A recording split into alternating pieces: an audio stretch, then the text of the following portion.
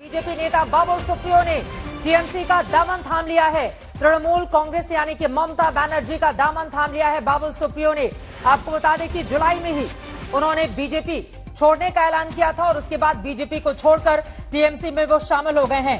BJP नेता बाबुल सुप्रियो ने छोड़ दी है अपनी पार्टी, सांसद पद से इस्तीफा दे दिया था, जिसके बाद कयास लगाए जा रहे थे। और ये तस्वीरें आपके सामने है। अभिषेक बैनर्जी किस तरह से उनका स्वागत करते हुए अंग वस्त्रम पहनाकर टीएमसी का दोनों के चेहरे खिले हुए हैं, जैसा कि तस्वीरों में आप देख पा रहे हैं। बाबुल सुप्रियो पूर्व केंद्रीय मंत्री अब शामिल हो गए हैं टीएमसी में। डेरेक ओब्रायन और अभिषेक बैनर्जी आपको टीवी स्क्रीन पर फोटोग्राफ में दिखाई दे रहे हैं। अनुपम मिश्रा मेरे सहयोगी जुड़ चुके हैं ज्यादा जानकारी के साथ कोलकाता से।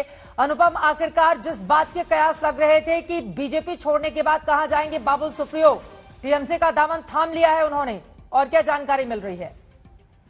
बिल्कुल चित्रा, बड़ी खबर और एक बड़ा झटका है बीजेपी के लिए और टीएमसी के लिए सफलता है, लेकिन बड़े ही गुपचुप तरीके से, जिस तरह से हम लोग देख रहे थे कि पिछले कई महीनों से चुनाव बाद से ही बीजेपी के जो एमएलए हैं वो टीएमसी में आ रहे थे, सार्वजनिक रूप से प्रेस कॉन्फ्रेंस करके एक तरह से ढोल नगाड़ा पीट कर टीएमसी उनको ला रही थी। लेकिन इस मौके पर जो हमने देखा, बड़े ही गुपचुप तरीके से पिछले जो अभी मालूम चल रहा है 2-3 दिनों से ही बातचीत चल रही थी बाबुल सुप्रियो के साथ, टीएमसी की लगभग फाइनल हो चुका था, लेकिन उनको कन्विंस करने में काफी समय लग रहा था टीएमसी को। इसी वजह से इस पूरे अनुष्ठान को या कहिए पूरे कार्यक्रम को एक तरह से गुपचुप रखा गया और जैसे ही उन्होंने ज्वाइन किया गया उसको इन्होंने फ्लैश किया है। तो ये एक तरह से बाबुल सुप्रियो जैसा कद जो था, क्योंकि अगर हम देखें बाबुल सुप्रियो की यात्रा तो बीजेपी में सबसे पहले बंगाल में अगर किसी ने सफलता पाई बीजेपी की ओर से पिछले कई 5-7 सालों में तो वो बाबुल सुप्रियो रहे। बाबुल सुप्रियो आसनसोल से 2 बार चुनाव जीते और जब दूसरी बार कहा जा रहा था कि वो नहीं जीत पाएंगे फिर भी वो चुनाव जीते।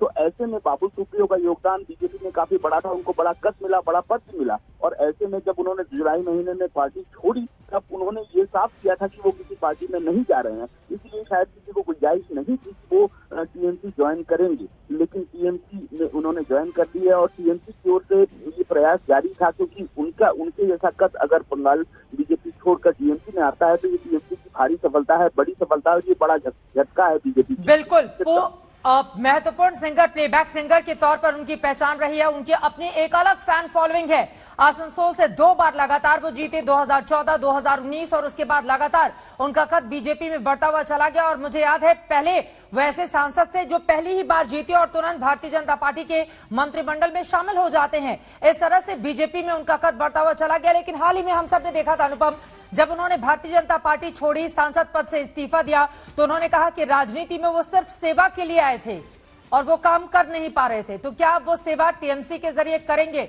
कुछ बातचीत हो पाई है क्या बाबुल सुप्रियो से? बातचीत नहीं हो पाई है बाबुल सुप्रियो से, लेकिन आपको बताऊं बाबुल सुप्रियो के साथ ममता बनर्जी के रिश्ते हमेशा से अच्छे रहे हैं। और जब बाबुल सुप्रियो मंत्री थे तो यदा करता कई बार ऐसा भी हुआ है कि बाबुल सुप्रियो को रास्ते में ममता बनर्जी मिली, दोनों ने उतर कर कहीं मूढ़ी खाई, बातचीत की, इस तरह की भी घटनाएं हुई हैं। तो बाबुल सुप्रियो के साथ पर्सनली अगर कोई रिश्ता कहा जाए ममता बनर्जी का तो वो बहुत ज्यादा खराब नहीं था। और ममता बनर्जी जब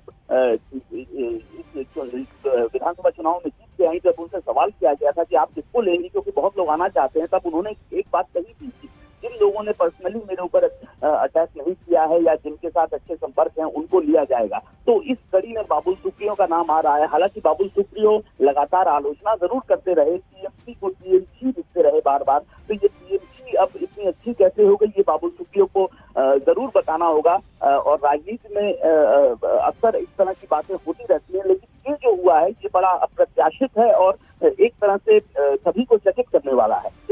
क्योंकि गुपचुप तरीके से, जैसा कि बार बार आप कह रहे हैं, गुपचुप तरीके से वो शामिल हुए हैं। क्योंकि इसके पहले, हालांकि हम सब जानते हैं 31 जुलाई को जब ये खबर सामने आई थी कि भारतीय जनता पार्टी से उन्होंने इस्तीफा दे दिया है, उनको मनाने की कोशिशें, कवायद भी शुरू हुई। खुद बीजेपी के आला कमान की ओर से उनको मनाने की कोशिश की गई, लेकिन वो नहीं माने। उन्होंने उस समय अपने पोस्ट में ये भी कहा था वो हमेशा बीजेपी में हैं और रहेंगे, लेकिन बाद में बार बार अपने फेसबुक पोस्ट को अपडेट भी उनकी ओर से किया गया और तमाम लाइनों को हटा दिया गया। तो कुल मिलाकर बीजेपी में कम होती उनकी भूमिका, जिसके कारण उन्होंने इस्तीफा दिया था। और क्या कुछ प्रॉमिसेस किए गए हैं अब ये बताइए टीएमसी की ओर से, जिसके कारण बाबुल सुप्रियो टीएमसी का हिस्सा बने हैं? जी देखिए चित्रा, अभी भी अगर हम उनका ट्विटर हैंडल देखें तो उसमें अभी भी वो बीजेपी से जुड़े हुए ही हैं, ऐसा प्रतीत होता है।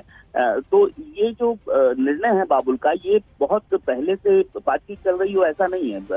बहुत मुश्किल से बमुश्किल एक सप्ताह से बातचीत चल रही है और अचानक से जो समझा जा रहा है कि बाबुल ने इस तरह का फैसला लिया है। हालांकि उनको क्या प्रॉमिसेस किए गए हैं ये अभी नहीं पता चल रहा है, लेकिन उनको बड़ी भूमिका दी जाएगी, ये बिल्कुल पक्की खबर है। उनको हो सकता है कि जो अभी चुनाव शुरू बाई इलेक्शन है उसमें आज शाम अभिषेक के साथ भी उनको देखा जा सकता है, जब अभिषेक आज शाम भवानीपुर इलाके में चुनाव प्रचार करेंगे। और इसके अलावा ममता बनर्जी अभी 4 दिन और प्रचार करेंगी भवानीपुर में, तो उस दौरान भी उनको देखा जा सकता है। और इसके बाद जब उनको जिम्मेदारी देने की बात आएगी तो उनको उम्मीद की जा रही है बड़ी भूमिका, बड़ी जिम्मेदारी मिलेगी।